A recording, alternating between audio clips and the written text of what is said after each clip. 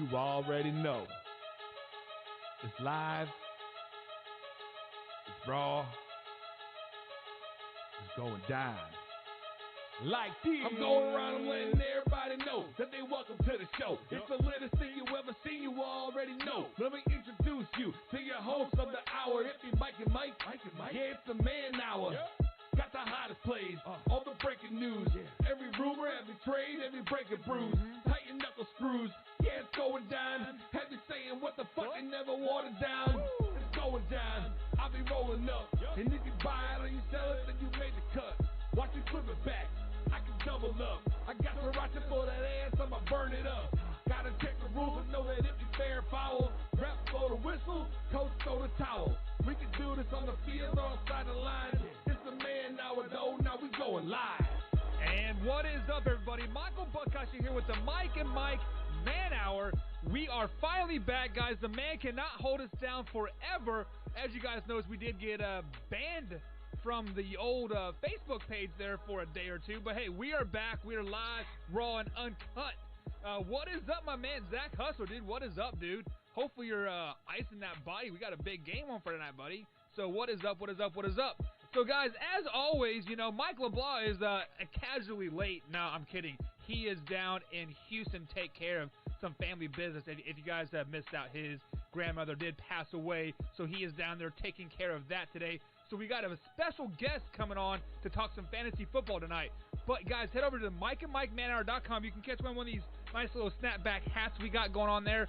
We also got hoodies and T-shirts as well. If you don't like any of that stuff, feel free to donate to the page as well. So, without further ado, 9 days, 23 hours, and 16 minutes, and 34 seconds now until NFL kickoff season. But first, we got to talk fantasy football because that's all that really matters. And welcome to the show, Matt from Kickin and Stickin, another RTF, Kickin or Stickin, I should say. I always mess it up, Matt, every time. It's all good. So, Matt, first things first, man, what is up? Welcome to the show. How are you doing today? I'm doing good, man. I'm sweating out a parlay I got going on tonight. I got the Yankees taking home, winning that game, but it's not looking good for me so far. But yeah, man, it's fantasy football season. It's draft season. I had 3 drafts last week. I got one more tomorrow, and then I got another one on Thursday or Friday. So it's getting down to crunch time. Hopefully the season actually happens. You know, it's looking good so far. Got a couple issues, but yeah, hopefully the season happens and we can get going here. So here on the Man Hour, we have said if the NFL season does get cut short or pushed back or for whatever reason, we are going to hold a Madden simulation and play fantasy football off of Madden simulations. So we'll definitely need to get you in there on that. So that'll be fun, Anxiety. What is up, TJ Burns? Yes, our hearts do go out to Mike LeBlanc Jr., as we like to call him over here on the Man Hour, because he is, you know, my other half, because I'm Mike, he's Mike Jr. Get it, right? Ha, ha, ha, ha. Oh, yeah. So, first things first, Matt, tell the people about your show, what it's all about, and where they can find you. Yeah, so the show's called the Kickin or Stickin Fantasy Football Podcast. It was under a different banner over the past couple of years, but switched the name up. Been rocking all off season, really. Started off with the XFL. I was having a lot of fun with that, man. The XFL was a lot of fun. I know some people like to talk crap about it, but I thought it was great. We actually have a whole bunch of players that have made their way into NFL teams, and whether or not they make the final rosters for opening week for game 1, we're not sure yet, but I was having a lot of fun with the XFL, and unfortunately, that got cut short along with every other sport. But yeah, just been rocking through the draft and free agency, and throughout the summer, I had a good month span where I was just doing positional breakdowns, giving my take on quarterbacks, wide receivers, running backs, and tight ends. I've been playing fantasy football now for about 10 years. Borderline obsessed with it. I love it. It's a lot of fun. I've even gone as far as to start my own all IDP league, which is you only start defensive players. So you got a defensive tackle, 2 defensive ends, 2 linebackers, 2 corners, 2 safeties, and then you have a defensive back flex spot. So that league's a lot of fun. I'm really excited about getting that league going again. I think we're gonna have our draft this weekend. But yeah, so this year I'm gonna be, just breaking down each week. I'll be looking at the matchups. I'll be looking at the guys who stood out from the week before, guys who have a lot to play for maybe in the following week. And with sports betting getting a lot bigger, especially out here on the East Coast, I definitely want to spend some time each week looking at some over-unders and looking at especially some prop bets. Last year, I did pretty damn good with tight end anytime score props. There's always those couple of teams that are just absolutely atrocious at defending tight ends. The Arizona Cardinals were pretty much that team last year. I think it was 14 or 15 of the 16 weeks they gave up a touchdown to a tight end. So we'll be looking at that. We'll be looking at the top 24 to top 30 players at running back and wide receiver. We'll look at the top 10 to 12 quarterbacks and tight ends. Oh, I'm sorry, the top 24 running backs and wide receivers, top 12 quarterbacks, tight ends, and we'll be seeing who's outperforming and who's underperforming, and we'll go from there. It was last year, it was a lot of fun, and this year should be just as much fun. So you can get my show on Spotify, Podbean, iHeartRadio, Apple Play, whatever. Pretty much anywhere you can get podcasts, you can find my show. So definitely check it out. Tune in. I release it pretty much Thursday nights, so you can get it on your Friday drive-in. I might actually start recording Thursday night during Thursday Night Football, and then you can catch me on the RTF Sports Network at 6 o'clock on Friday nights. So yeah, thanks again for having me on. I'm excited to talk fantasy football with you. Yeah, man. I've been playing fantasy football now for a couple years. I've never really dove deep in depth the way I am diving into it this season, but I am taking home the Mike and Mike Man Hour Trophy this season along with that $50. So if you guys have interested in signing up in the Mike and Mike Man Hour fantasy football, head over to our Facebook page. The link is on the like page. Also, we are giving away that $100 Amazon gift card once we hit the 500 likes as well. We are, a couple away.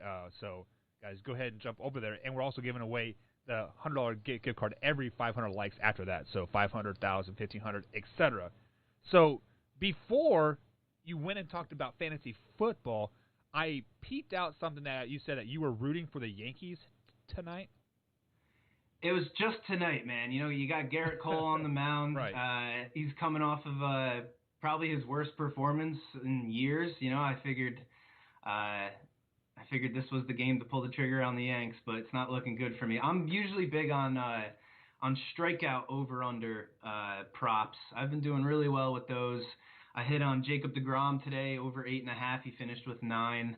I hit on Marco Gonzalez with the Mariners. I think his was at 4.5, and last time I checked, he was at 5. So, but yeah, of course, the one day I'm actually rooting for the Yankees, they kill me. So hopefully they got another grand slam in the bottom of the ninth, like they did against my Metropolitans the other night. Yeah. So speaking of that, Coombs is our Major League Baseball power rankings guy for RTF, and we are in a group chat, and last week he had the Yankees at like number 2 or number 3, and then they've lost like 10 or 11 in a row, right?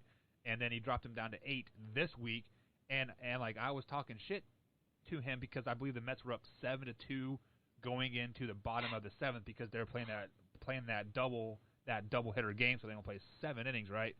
And then I literally walk away, put my son down for a nap.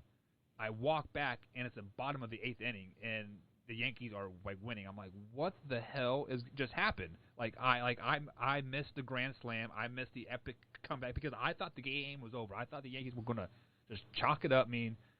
7-2. We've lost like 10 in a row now.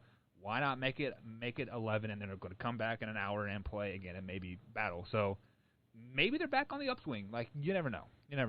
But injuries always hurt the Yankees year in and year out, it seems like.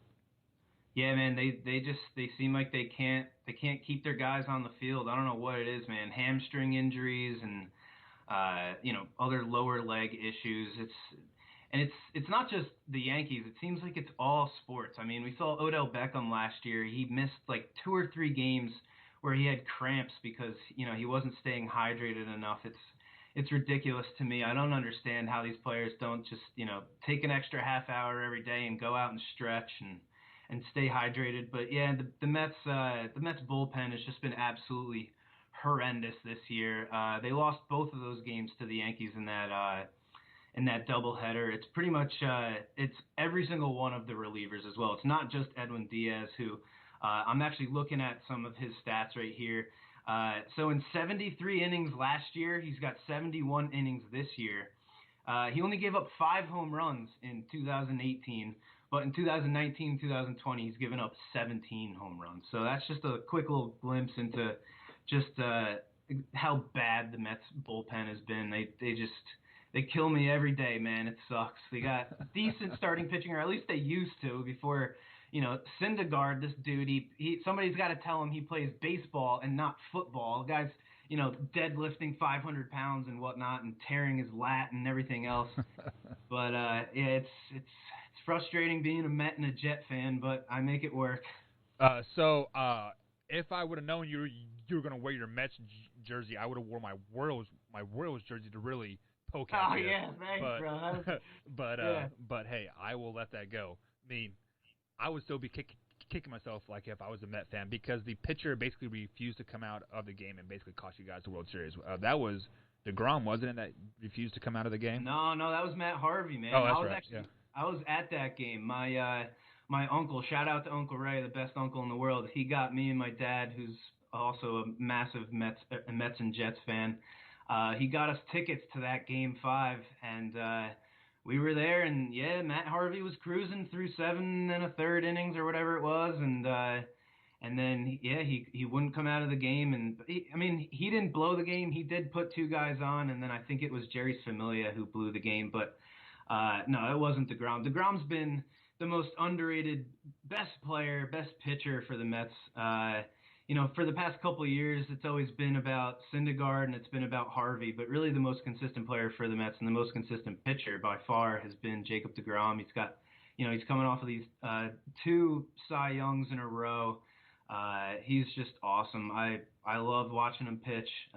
Unfortunately today, he actually gave up more than 2 runs for like the first time in I don't know how long. Seems like years. Right. But yeah, that's how it goes, man. That's why baseball. It's a great sport. I love baseball, but it's just so streaky, and you could look dominating in 1 week, like you were talking about with the Yanks, and then the next week they look horrible. But that's how it goes.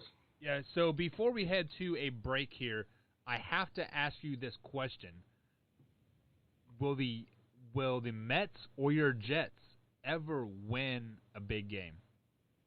Meaning World Series, Super Bowl.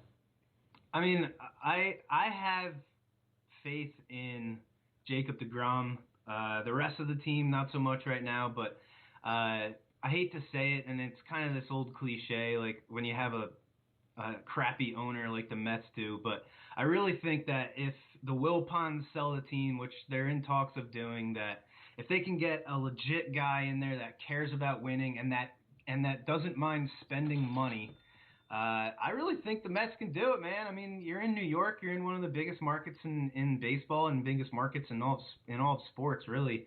If they can, fill out this pitching staff and a couple of the young guys for the Mets, if they can start really playing, I think they have a shot. But, it starts from the top down. As far as the Jets go, for the past 15, 20 years, I kind of haven't really been expecting too much from the Jets because of that guy that was playing up in New England. But now that he's gone, I figured, hey, we finally have a shot, And Sam Darnold, yeah, he saw ghosts and he kind of had a crappy sophomore year last year. But, I remember watching a couple years ago in that Rose Bowl game, USC versus Penn State, and I remember saying, damn, this guy's good. I'd love to see him in a Jets uniform one day. And that happened, and it's going to be cool to actually see what Darnold can do behind a real professional offensive line. Last year their offensive line was absolute garbage.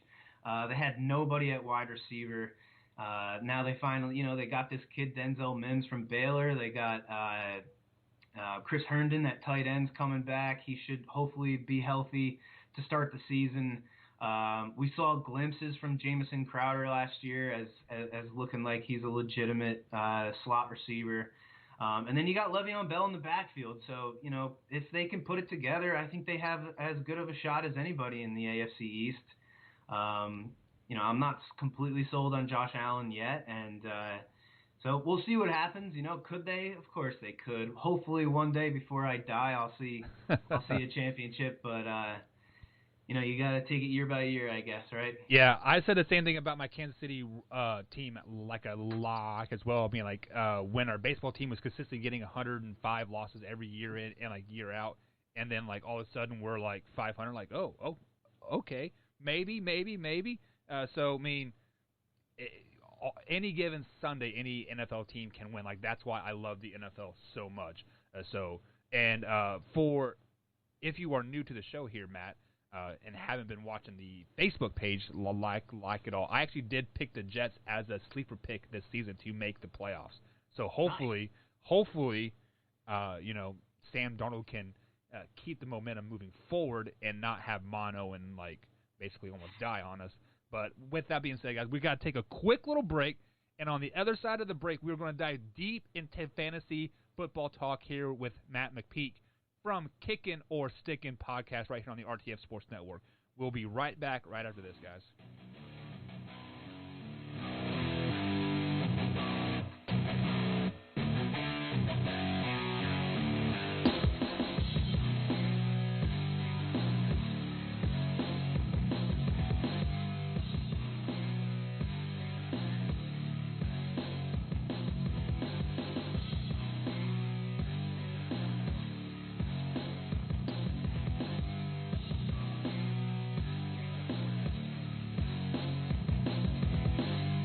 Welcome back to the Mike and Mike Man Hour, guys. Here, Michael Buckeister here with the live, raw, and uncut sports talk with a special guest of Matt McPeek from Kickin or Stickin Fantasy podcast right here on the RTF Sports Network page.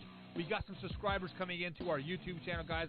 Thank you for subscribing. Thank you for the $5 donation as well. We definitely appreciate that, guys. If you are not watching us on the YouTube channel, head over to youtube.com/Mike and Mike Man Hour.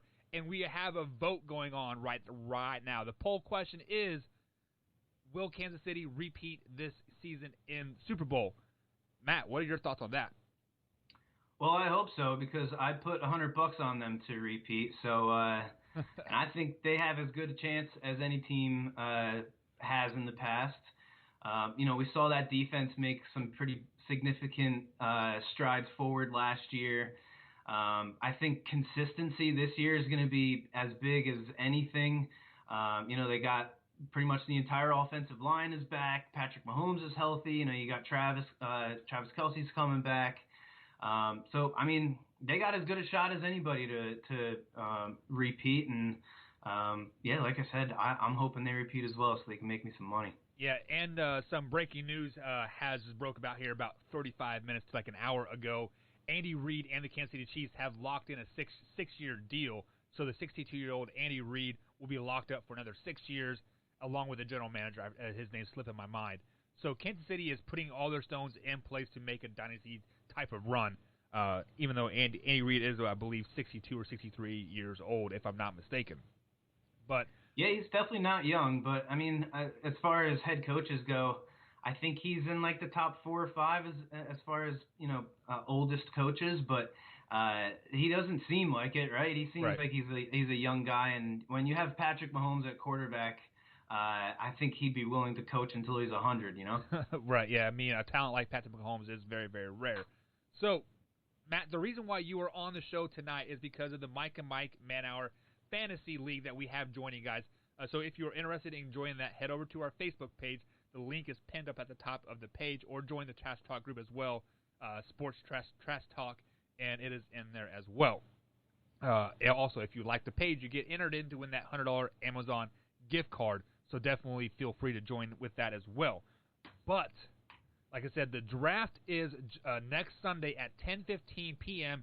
East Coast time. We're going to do it live right here on the podcast, but we're doing a what is it called, a PPF, I believe, or PFF. Is that what it's called? PPR. Oh, it's called PPR. Right. It stands points per reception. So your players get points for every catch that they make. Yeah. So that is like the most common, league that everybody is playing in. But I'm also doing a draft on Saturday with my man Jameson. I see him. He is in the chat as well. What is up, Jameson? Hope you're having a great night, man. But in that draft, Matt, I got the 4th overall pick. You being the fantasy expert for RTF Sports Network here, who are some players that you would draft in the first round? So, I mean, as far as the 4th pick goes, this year I'm really trying to start each draft with 2 running backs. My first 2 picks, I want 2 running backs, and that's mainly because the wide receiver position is extremely deep this year. Between all the rookies that were just drafted and a lot of guys, that have moved teams, like DeAndre Hopkins and Stephon Diggs, I really want to try and get 2 running backs with my first 2 picks. However, you being at the 4th spot, chances are you're going to be stuck deciding between Michael Thomas, who is by far and away the best receiver in PPR leagues, and one of 3 or 4 running backs, depending on who falls. Chances are you're going to see Christian McCaffrey, Saquon Barkley, Ezekiel Elliott, Dalvin Cook go. 3 of those 4 guys are most likely going to go ahead of Michael Thomas. So you're going to be in a tough spot, which a lot of other people are going to be in that same tough spot as far as having the 4th or 5th pick in PPR leagues. Do you take Michael Thomas, the guy that's going to catch 100 passes most likely, like he has the past 2 years now, I think? Him and Drew Brees, they're as tight as you can get as far as that connection that they have together. The Saints finally did bring in another wide receiver to play opposite him in Emmanuel Sanders, but Michael Thomas is still the top dog there. So if you wanted to go wide receiver with your first pick, I can't blame you. But like I said, I'm trying to get 2 running backs to start off. And so for me, if those 4 running backs that I mentioned, McCaffrey, Barkley, Zeke, and Cook, if they all go, and you're kind of stuck looking at Michael Thomas or Alvin Kamara, I would go Alvin Kamara. Like I said, you can't go wrong taking Michael Thomas, but I want to get those one of those top running backs, and especially in a PPR league, somebody like Alvin Kamara who's going to catch a bunch of passes. They know how great he is at running routes and how elusive he is. So I would go Alvin Kamara if I were you, if he was available. If not, then yeah, you might as well just take Michael Thomas and be set at wide receiver 1 and know that you're going to have the guy that is most likely going to catch the most passes among wide receivers this year. Another guy that I'm super high on in PPR leagues especially is Miles Sanders. Him and Joe Mixon, really. So at the end of the first round, you should be able to get either one of them. Both of them should be pretty solid picks. Sanders showed us last year that he can be productive and he can be relied on with the Eagles wide receiving core being as bad as they were last year. They were really just extremely hurt. We saw Alshon Jeffrey was hurt and Deshaun Jackson was in and out of the lineup. But it already looks like the Eagles wide receiving core is behind the 8 ball. Alshon Jeffrey is going to be starting the season on the PUP list. And Jalen Reagor, rookie wide receiver for the Eagles, he looks like he's going to miss the first couple weeks with a shoulder injury. So I think Miles Sanders should see 50-plus targets again like he did last year, at least 50 targets this year, because he's going to be the starting running back. He's going to be the number 1 guy from day one. As far as Joe Mixon goes, I think he's ready to have a legit breakout year. The Bengals offensive line should be a lot better this year. Their first overall pick in 2019 actually missed the whole 2019 season. Left tackle, I forget where he was from, but he should be back, ready to go. They also drafted another offensive lineman this year, so the offensive line should be a lot better. Obviously, they got the first overall pick this year with the quarterback from LSU. He looks like he should be the man, and they got so much talent at wide receiver now with A.J. Green coming back, playing on the franchise tag. Tyler Boyd coming back. They got John Ross, who's a speedster. I think he actually broke the record for the fastest 40 time last year at the combine. And then they got another rookie, T. Higgins, who looks like he could be the next AJ Green, another guy from Clemson. So they're absolutely loaded on offense. And with all that talent on the outside, Joe Mixon he's probably never going to see any more than 7 guys in the box. So he should see plenty of opportunities to really have a good year for us. As far as first round guys that I don't like, Derrick Henry is somebody that in a PPR league I would avoid in the first round like the plague. He's been a beast for us fantasy owners, especially at the end of the season and in the playoffs. But the dude had over 400 touches last year between the regular season and the playoffs. We saw DeMarco Murray on the same Titans team a couple of years ago.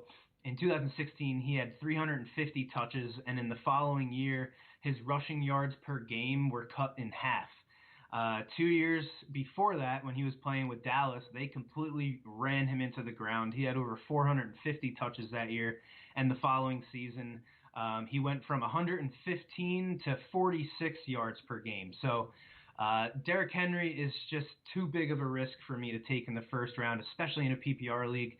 Now, if you're talking non-PPR, if you're talking a standard league, yes, Derrick Henry is 100% a great pick in the first round because he's going to see 20 carries at least every week. But like I said, in PPR leagues, I'm avoiding him. You want guys in the first round that are going to catch the ball. You want guys that are going to be targeted, and that's why I like guys like Kamara and Miles Sanders. DeAndre Hopkins is another guy in the first round that I'm really not all that crazy about. He's had 150 or more targets in his last 6 years now. He's never had so much competition for targets as he will this year in Arizona. You got the future Hall of Famer Larry Fitzgerald, who's had over 100 targets in every single year of his career. And you got this young guy with huge potential, Christian Kirk, who we'll talk about in a little bit. Plus, they got Kenyon Drake, who proved last year that he can be really good and he can be relied on, and you can count on him in the passing game. So I worry about DeAndre Hopkins. Not that I think the head coach down there with the Texans, Bill O'Brien, is a genius or anything. In fact, I kind of think he's an idiot. But you don't let a number one, a top dog wide receiver like DeAndre Hopkins go unless you really see something going on with him. They must have saw something, some kind of decline in his future for them to trade him away for, especially when all you got was David Johnson and his horrible contract. So he's another guy that I'm really not all that crazy about in the first round. Yeah, two things to address there. I think Bill O'Brien is a great regular season coach. He just can't produce in the playoffs. So, obviously, the Hopkins trade is a big head scratcher, like on that thing. But looking at that Houston wide receiver core, they have Fuller the fifth, they have Randall Cobb, and they picked up somebody else. Name slipping my mind right now, but I think Houston receiving core will be just fine for Deshaun Watson moving forward. But now let me address that pick that you told me to take at the fourth overall pick. You think Alvin Kamara will be there available. However, he has missed the last 3 days of practice because of contract disputes and whatnot. Do you think that will affect his game readiness here in 9 to 13 days when the football season kicks off? I do not. Sean Payton, I think, is one of the smartest coaches in the league. You got Drew Brees playing potentially in his last season. Like I said, they brought in Emmanuel Sanders. I think they're going to do whatever they got to do to make Kamara happy. Last year, we saw him dealing with some injury stuff, and he was still a top 10 running back. So I'm not worried about him at all. I think they'll figure it out. They'll get him the money that he needs, the money that he deserves. He's been one of the best running backs in the league ever since he joined the league a couple of years ago, and we saw him with Sean Payton. Sean Payton knows how to draw up plays, and he knows how valuable this kid is. So I think they're going to get it figured out. I would not be worried about it at all. But like I said, if you are worried about it, then take the sure thing with Michael Thomas, because his contract is not a worry for him. I think he's $100 million man, so right. He'll be just fine. Either one of those guys, you'll be great with. You'll have one of the best players in the league. But like I said, if you're asking me what I would do with that fourth spot, I'd rather have Kamara. Simply because that running back position it's so huge in fantasy football. Right, and also some big news that happened earlier today, that the Jaguars did release Leonard Fournette. So those people that drafted him, that have already had fantasy drafts, I would probably hang on to him still. He is going to find a spot somehow, somewhere, or that could be trade bait maybe too. So if you're interested in that. Yeah, I mean, I drafted Leonard Fournette with my third pick in a non-PPR league just the other day. And then listening to the radio this morning, I got the news that he was cut. And honestly, I wasn't surprised. We've been hearing all offseason that the Jags have been trying to trade him. And, he's had multiple suspensions down there. He's had a lot of issues staying on the field, whether it's health concerns or behavioral issues. So yeah, I kind of ran to the waiver wire real quick, and I added Raheem, I forget how to say his name, to be honest, Armstead. He should be the number one running back there in Jacksonville. But also, you got Chris Thompson, who was signed in the offseason. So for PPR leagues, Chris Thompson is a guy that I think has now vaulted himself into, maybe 12th, 13th round consideration.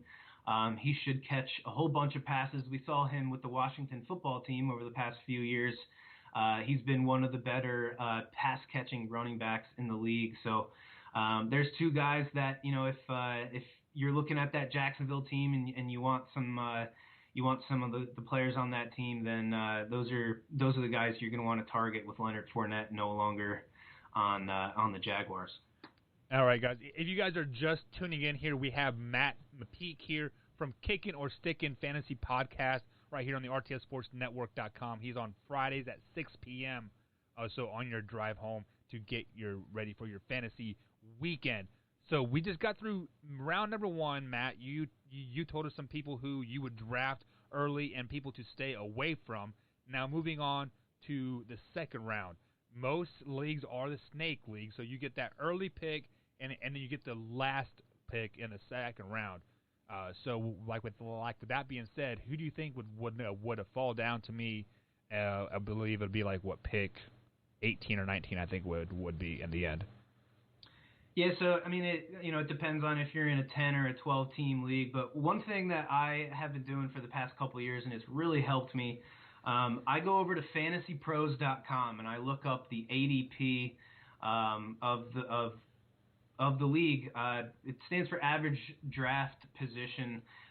What Fantasy Pros does is they kind of accumulate the ADP from ESPN, from Yahoo, from CBS, from NFL Network, and they pretty much make an accumulation of where every player is being drafted on average, depending on what format you play. So what I do is I go in and I print out the top 200 players, and I just go through and I circle which pick is mine. So right now I'm looking at my draft board for a draft that I have tomorrow.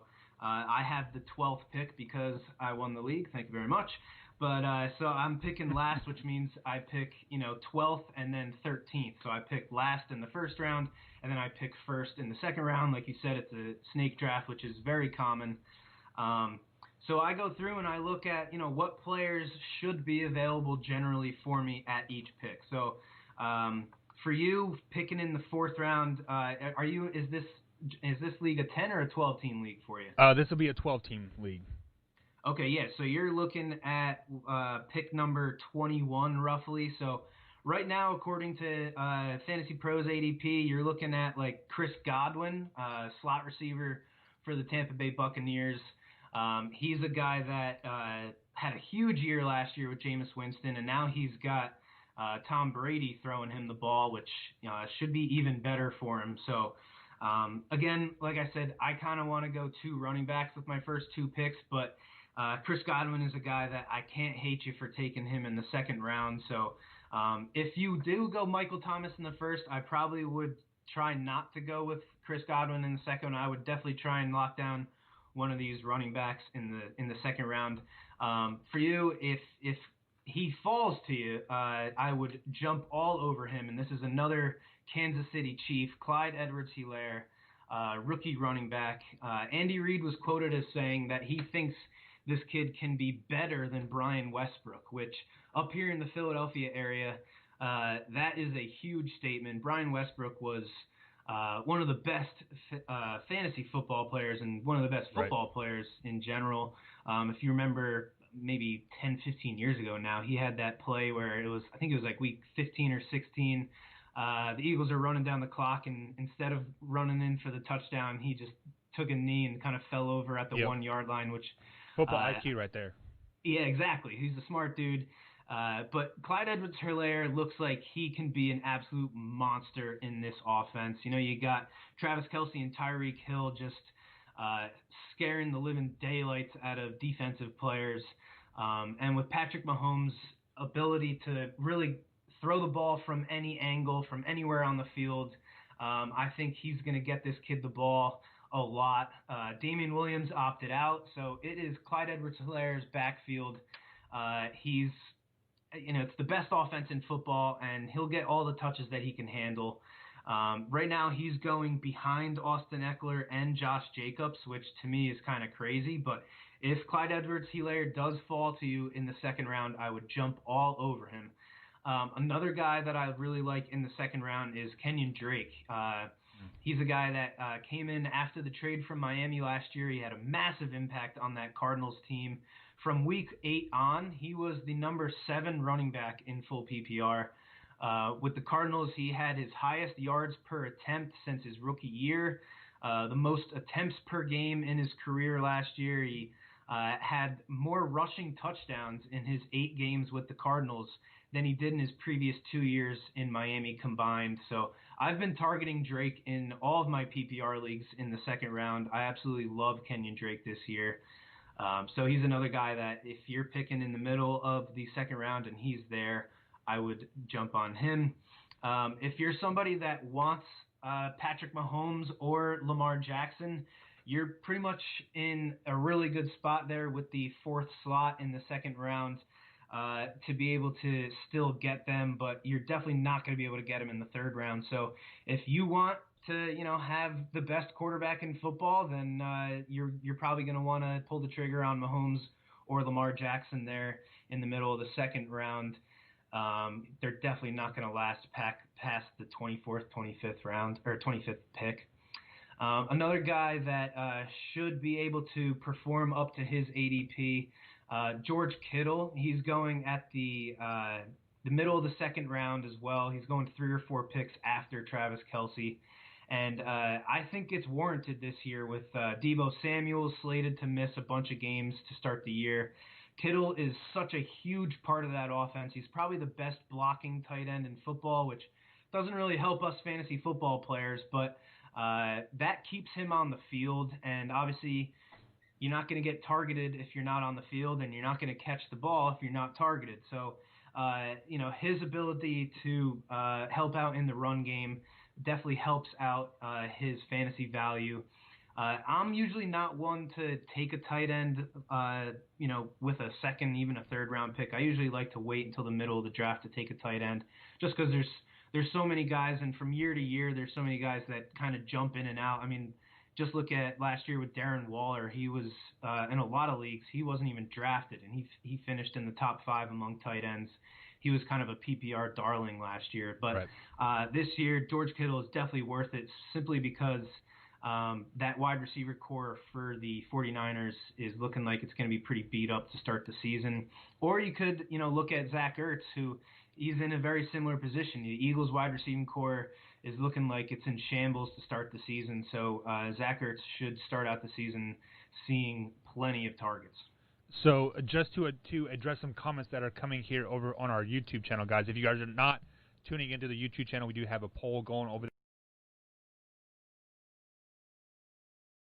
Would you not take Travis Kelce over those two guys?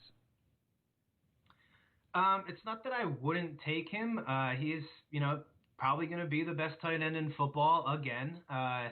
But like I said, I can't take a tight end in the second round, man. There's just there's too many guys that we'll get to later in the show that I think have just as much upside as Kittle does.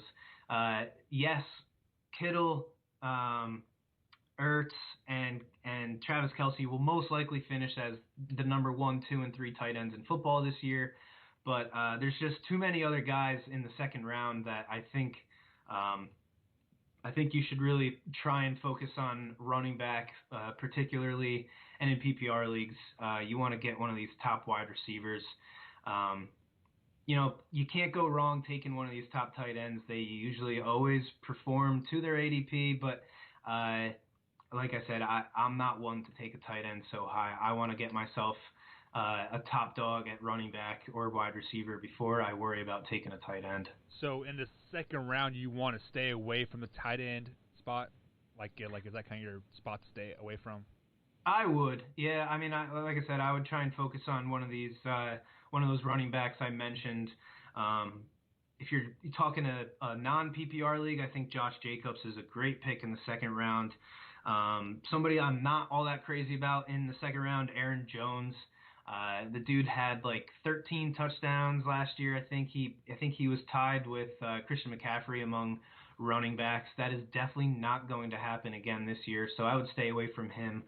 But yeah, man, there's so many really good players that you can take in the second round that are going to be staples for you, that are going to get you, double-digit fantasy points every single week. You can take a flyer in the middle of the draft on some of these other tight ends that, again, we'll talk about in a couple minutes once we get to the middle of the draft. I would stay away from tight ends, but like I said, if you're somebody that doesn't want to have to worry about streaming tight ends or this guy kind of sucks and I got to week to week worry about who I'm going to start at tight end. If you want to take the sure thing and go with one of these top 3 tight ends, go for it. But that's just not my strategy. Yeah, I would be more bent to get a running back or a receiver. As much as I do love Patrick Mahomes and Lamar Jackson in the fantasy leagues, I think there's other quarterbacks out there that would do just as well later in the round. So moving on to the third round here, who is your must-have in the third round? So my must-have in the third round, like I said, I'm really trying to focus on running back in the first 2 rounds, and then rounds 3 to 5, I'm trying to hammer the wide receivers. I'm seeing Kenny Golladay going at the top of the third round. I think that's a pretty solid pick. He finished as the number 4 wide receiver in full PPR last year, and he played half the season with a bunch of chumps at quarterback. I think Golladay will easily finish in the top 12 among wide receivers this year, especially if Matthew Stafford can stay healthy.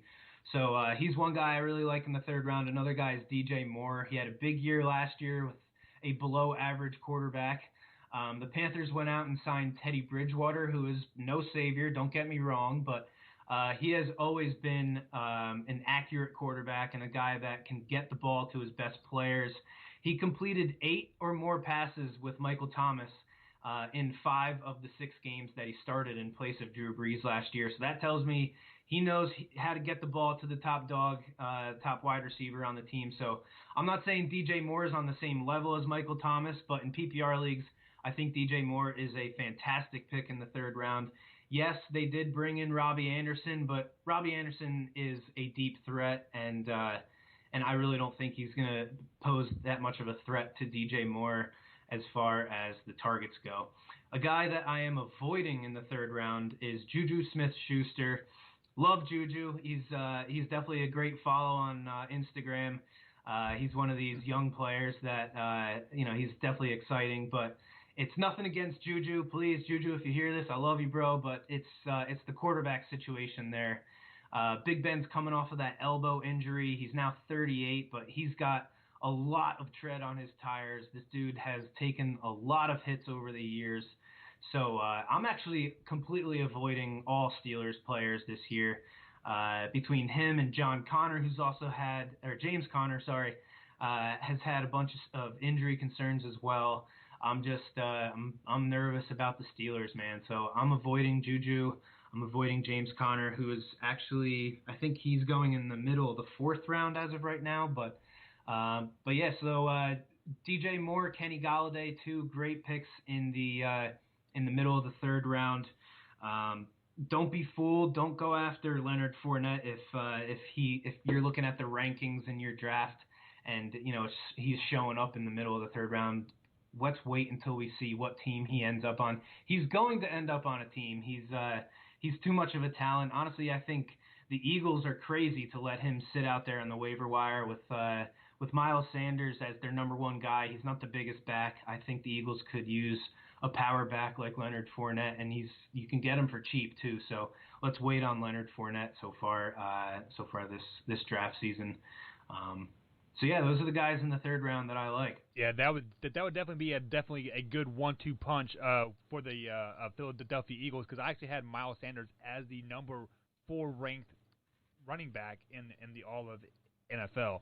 So I think really highly of Miles Sanders moving forward this season. So you have given us the 1st round, the 2nd round, and the third round. Usually all of the big names have come off the board like at this time. Like you'll still have some big name quarterbacks usually floating out there in the 4th round. But who are you targeting here in the fourth round? So my biggest targets in the 4th round, Calvin Ridley is a guy who's ready to have a breakout year. He's going into his 3rd year, which is usually when we see these young wide receivers really take off. I bet he finally sees over 100 targets with Mohamed Sanu gone. He's solidified himself as the number 2 guy there behind Julio. And they signed 3 new offensive linemen, and they drafted another offensive lineman in the 3rd round down there in Atlanta. So I'm really excited to be able to get Calvin Ridley in the 4th round. Another guy is DK Metcalf, an absolute monster of a human being. You look at this dude and you'd think he's like a left tackle, but no, he plays wide receiver. He's got one of the best quarterbacks in the league throwing him the ball, Russell Wilson. I love watching Russell Wilson play football. He's so fun to watch. And Russ has actually said this offseason that he wants to throw the ball more this year. They've really been a team that focuses on running the ball over the past few years, but I think this is the year that they finally say, Russ, here you go, throw the ball 30-plus times a game, and let's see what can happen. DK Metcalf is clearly the number 1 guy in Seattle. The Seahawks running backs, Chris Carson and Rashad Penny, are both coming off of pretty serious injuries. Rashad Penny is going to be starting the year on the PUP list. They brought in Carlos Hyde to try and take some of the load off of Chris Carson. So I think we see a little more from the Seahawks passing game this year than we have in the years past, and I think DK Metcalf stands to benefit the most from that increase. Another guy is DJ Shark. We just got the news this morning, like we were talking about with Leonard Fournette getting cut. The Jaguars just traded their best defensive player to the Vikings, so this defense is going to be very bad. They're going to be really young. They're going to have probably 4 or 5 guys starting, rookies starting on that defense. So they did draft another wide receiver in the 1st round, Laviska Shenault, who could be a big PPR guy down the road, but I think this year it's going to be DJ Shark's show down there in Jacksonville. He's going actually in the middle of the 5th round, but if you're picking in the middle of the 4th and Calvin Ridley, Robert Woods is another great pick in the 4th round. But I love DJ Shark, so he's a guy that I'm excited about in the 4th round. Let's go quickly to the 5th round because there's really one position that's that's going big in the 5th round, and that's quarterback. So if you don't want to take a quarterback in the 2nd round, if you don't want to have Mahomes or Lamar Jackson, then the 5th round is really where you want to start looking for quarterback. You got Dak Prescott, Kyler Murray, Deshaun Watson, and Russell Wilson. They're all going in the middle, beginning of the 5th round. My favorite out of that group is actually Deshaun Watson. I know the Texans traded away DeAndre Hopkins, and they did trade for Brendan Cooks. And although I don't see David Johnson really doing much at all in the running game, I think he gives them another legit option in the passing game. I think we see Deshaun Watson throw the ball a lot more this year than we have in his first 3 years. All 4 of these guys are going to be great, so you can't really go wrong with any one of them. But if you want to have yourself a top 5 quarterback and you don't want to, risk, having to take somebody else later in the draft, the 5th round is really where you want to start targeting your quarterbacks. Like I said, you can't really go wrong with any one of them, but my guy out of those 4 is going to be Deshaun Watson. So one of the questions that came over on the YouTube channel here, guys, if you guys are not watching on the YouTube channel, you should be, and hit that subscribe button as we give merch away over there on the YouTube channel every week. Jameson won a snapback hat last week, so definitely jump over there and subscribe. One of the questions is how late can they take a quarterback and still get a good quarterback? It's a good question. That's a question a lot of people find themselves asking in the middle of the draft every year. I mean, honestly, dude, there's a couple guys that are going in the, the 14th round that I honestly think could end up being top 10 quarterbacks. You're talking Gardner Minshew, Phillip Rivers, and Cam Newton. All 3 of them are going right now in the 15th round. They're all going in the 170th range. So if you really want to just load up on depth and take nothing but running backs, wide receivers, and tight ends for the first 12 picks, I think you can take a guy later and at the very end of the draft and still be okay. This year, it seems like more than any other year that the quarterback position really is insanely deep. Another guy that you can kind of look at in like the 7th, 8th round, Daniel Jones with the Giants. I know a lot of guys out here in the East Coast, they love ripping on the Giants and Daniel Jones because he seems like a pretty goofy dude. But we saw him come in and play pretty damn well as a rookie on a pretty bad team too. Horrible team. Another New York football team that had an absolutely atrocious offensive line. But he was a dude that we saw, use his legs and give us a lot of production in the running game. That's something I think fantasy owners, if you're new to fantasy football, that's a huge aspect in fantasy football is when you can get rushing production out of your quarterback. We saw Lamar Jackson last year.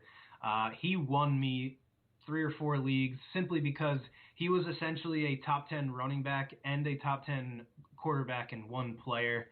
So guys like Kyler Murray, Josh Allen, and Daniel Jones are quarterbacks that are going to give you production in the running game, and that's just invaluable when it comes to fantasy football. So, yeah, I mean, if you really want to wait it out, I think Gardner Minshew is a great pick as far as taking the extreme weight approach to quarterbacks.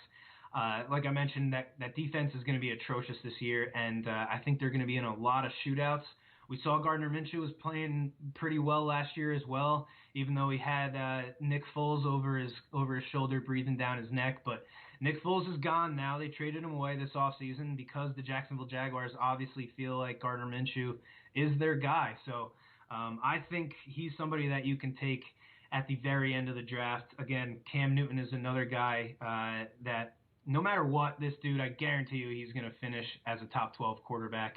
And Phillip Rivers is another guy. He's on a new team now.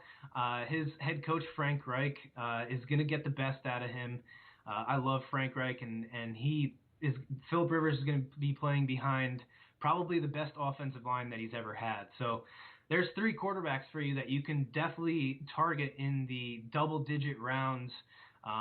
If you want to be safe and kind of go after them maybe in the 12th, 13th round, I think you'll be safe enough going with one of those guys. And then, every week you can pretty much stream quarterbacks, looking at the matchups, seeing who's hot, who's not, and you can get away with playing one of those guys that you're not really looking at on draft day. throughout the weeks. Right. Oh, okay, guys. So we are with Matt McPeek from Kickin or Stickin Fantasy Football Podcast right here on the RTSSportsNetwork.com. You can find him Fridays, 6 p.m. On the RTSSportsNetwork.com radio network. So, Matt, before we let you go here, I want you to give the people 5 do's and don'ts of playing fantasy football, because fantasy football is always bringing in new people, new players, and sometimes they just need to be, hey, don't do this. So what are some 5 do's and don'ts for fantasy football this season? Well, as far as PPR leagues go, like I said, when you're looking at running backs, you really want to target running backs that have big upside in the passing game. You want guys that are going to be involved as far as targets go. Honestly, I think the amount of targets that a running back gets might be more valuable than the amount of carries he gets, because once you get past the top 15, 16 running backs, very rarely do you see guys that are going to be, guaranteed 15, 16 carries a game. So you want guys that are targeted a lot. Don't overreact. If you see a guy have a big game, don't go out and drop a really good player that you were high on draft day. Let's say after week 1 somebody has a big game. Don't freak out and blow all your free agent acquisition bucks if you play that style of waiver wire. Don't overreact to players. Go with the sure thing as far as the beginning of the draft, and then once you get towards the end of the draft, you want guys that have upside. So as far as tight end goes, there's a couple guys that I'm really targeting. Hayden Hurst with the Atlanta Falcons. He was traded from the Ravens. Mike Gesicki was huge for the Dolphins last year. He was pretty much used as a wide receiver, and that Dolphins team had 2 wide receivers that opted out this offseason. So I think Mike Gesicki is going to be big for the Dolphins. Don't be an idiot and draft a kicker or a defense in the first 10 rounds. Honestly, every draft, I wait until my last 2 picks to take a kicker and a defense, because honestly, by week 3 or week 4, there's a defense that's not going to be drafted that's going to end up as one of the best defenses in the league. So really load up on depth at running back and wide receiver. You want to make sure that you have plenty of guys, because dudes are going to get hurt, especially this year with the whole COVID issue. You're going to have guys that are going to be dropping like flies. So I would really wait until the last 2 picks to take your kicker and your defense. You want kickers that are going to be on high-scoring offenses. If you can, go after kickers that play in domes or play in warm weather cities like Los Angeles or Arizona. Kickers in Buffalo and New England don't, although New England's kicker has been one of the best for the past few years, generally speaking, those cold weather city kickers are really not all that great. But yeah, don't overreact to things. And also, if there's somebody that you like, don't be afraid to draft them. Like I was talking about building my draft board, because I'm picking at the 12th spot, the last pick in the first round. Essentially, every one of my picks, I'm going to have to be looking for someone that's either falling to me or someone that I'm reaching for. And honestly, I have no problem with that. If there's somebody you like, don't be afraid to pull the trigger on them. Don't be afraid of people talking smack that you took somebody too high, because honestly, every single year there's guys that are drafted in the 6th to 8th round, like Austin Eckler last year, like Alvin Kamara in years past, that they finished the year as top 5 guys. So, like I said, go for guys with big upside towards the end of the draft, and really load up on depth. I think this year more than ever, having depth at running back and wide receiver is going to be extremely important, because we just don't know what the hell is going to happen week to week. So, load up on depth. Wait for kicker and DST. Honestly, I would wait at quarterback as well. In all my leagues, I'm pretty much waiting until the 8th round and hoping that I can still pick up Tom Brady, who should have a great year down there in Tampa Bay with all those weapons. Probably the best wide receiver group he's ever going to have, and a quarterback or a coach in Bruce Arians that no risk it, no biscuit. He's going to let Tom Brady wing it out there. So, yeah, man, and have fun with it too. Don't take it so seriously. Most people, you're only paying $20, maybe $50 to get in the league. So don't let it be this thing that controls your life like it controls mine. My girlfriend can attest to this. She absolutely hates this time of year.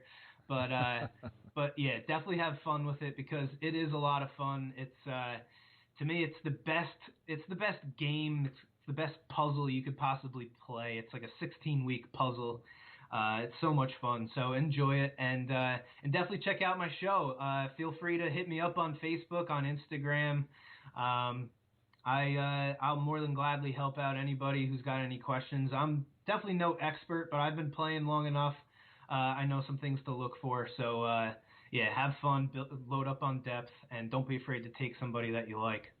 Yeah, guys, so we are with Matt McPeek here from Kickin or Stickin Fantasy Football Podcast. Matt, thanks for coming on. Thank you for helping us with our fantasy football drafts. But we got a special time, and it's that 2-minute warning. That'll bring us to the 2-minute warning. And tonight on the 2-minute warning, guys, we are going to talk about COVID. I mean, COVID has been running the world for how long now? Since March, 5, 6, 7, 8, 12 years now, right? Nonetheless, guys, do not let COVID get you down. Wake up every day with a smile on your face. Get out there, enjoy life, because if life is bringing you down, if you are consistently nagging, oh, I'm not working, I'm not doing this, it is going to affect the home life. It is going to affect your kids. It's going to affect your children. It's going to affect your aunts and uncles. Wake up every day with a smile on your face, and just be kind to people. We're all struggling. We're all anxious to watch football and sports, but if it gets shut down, it gets shut down. Do not go out and riot the towns and burn down your city or whatever. Like, all that stuff is total nonsense. Get over it. Get with it. This is Michael Buckheiser, Mike and Mike Man Hour, live, raw, and uncut sports talk. Special thanks to Matt McPeek, Fantasy Football Podcast, Kickin or Stickin on rtssportsnetwork.com, 6 p.m. East Coast time. You guys have a great time, great night. We'll see you tomorrow, same time, same place. Bye. Peace.